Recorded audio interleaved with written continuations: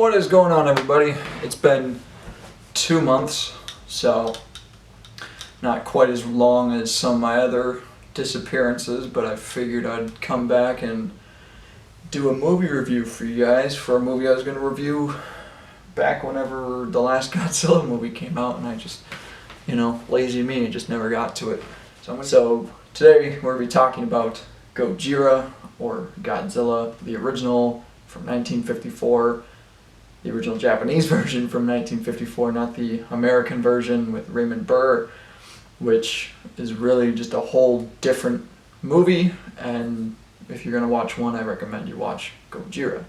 Before even getting into the movie, I think you got to kind of talk about the history of the movie just a little bit. I don't want to go too in depth with it, but this is not too long after, the bombing of Hiroshima and Nagasaki, so that's still pretty fresh in a lot of Japanese citizens. And a couple of filmmakers decided to get together and make a movie about a giant radioactive monster that is pretty much an allegory for the nuclear bombs that were dropped.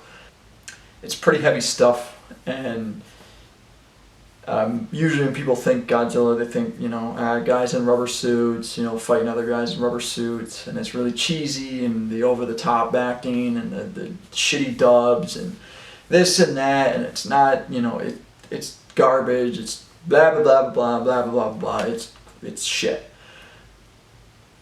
All of that, sure, you can put that on the other Godzilla movies. Personally, I like them, but you can put that on the other Godzilla movies, but Gojira is an absolute masterpiece in every sense of the word. It is a very dramatic film.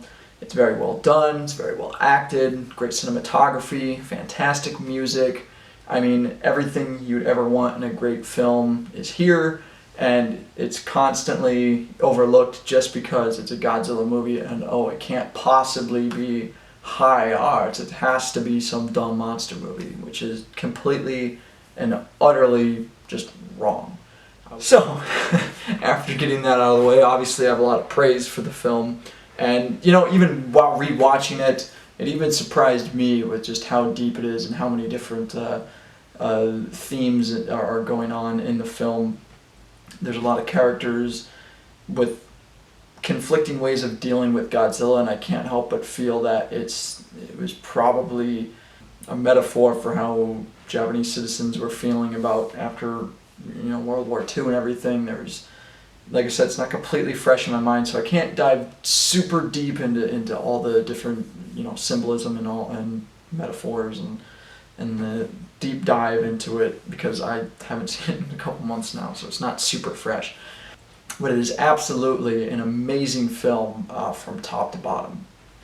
So the plot concerns a prehistoric dinosaur essentially getting woken up by nuclear testing, and it decides, Godzilla is awoken, and he wakes up and he's pissed off at the world. I don't know, he's just a monster, and he goes around and just wreaks havoc, and the Japanese government and the citizens and everybody's trying to figure out how to stop this thing. There's a doctor, Dr. Serizawa, who is this scientist, and he has the weapon that may be enough to kill the monster, but he doesn't want to use it, because if he does use the weapon, it could get into the wrong hands and be used for notorious reasons. And that's the very, very basic plot of the film. One thing that I always go to with all of these movies, every movie I ever review, I seem to go straight to special effects. And once again, I'm a practical guy. I like physical things, and the Godzilla effects in this are very well done.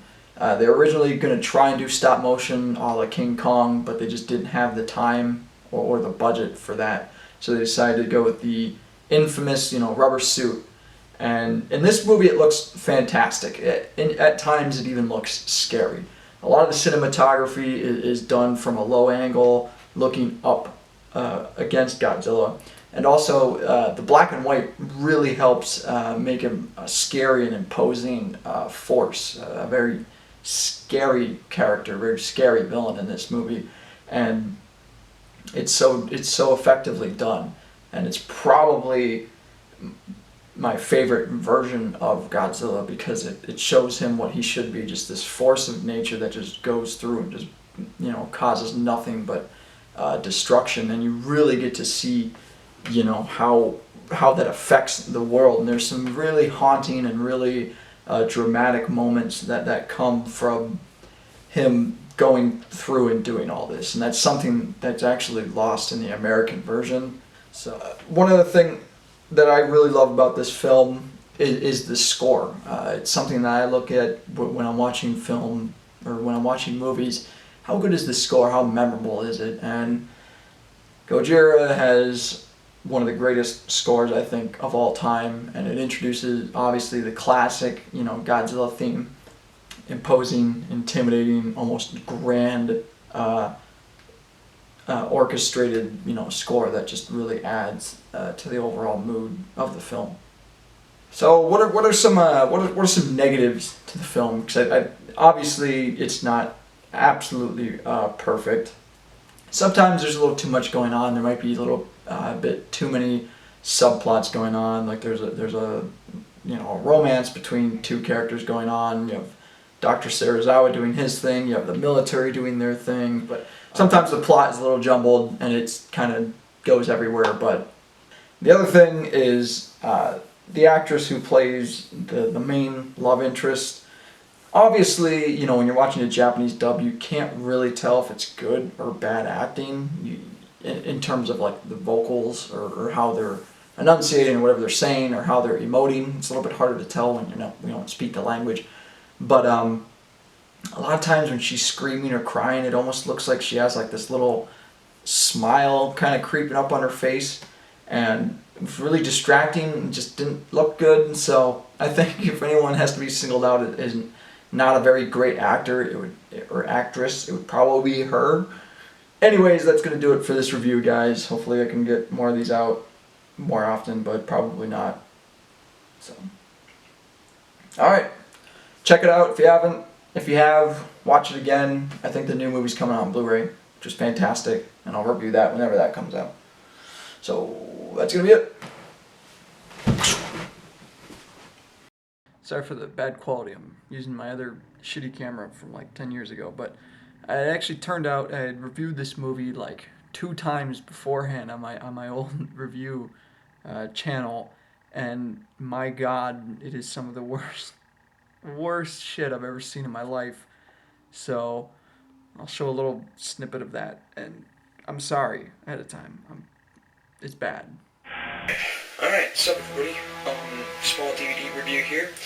I just actually picked this up not too long. It's actually Gojira, the original Japanese masterpiece.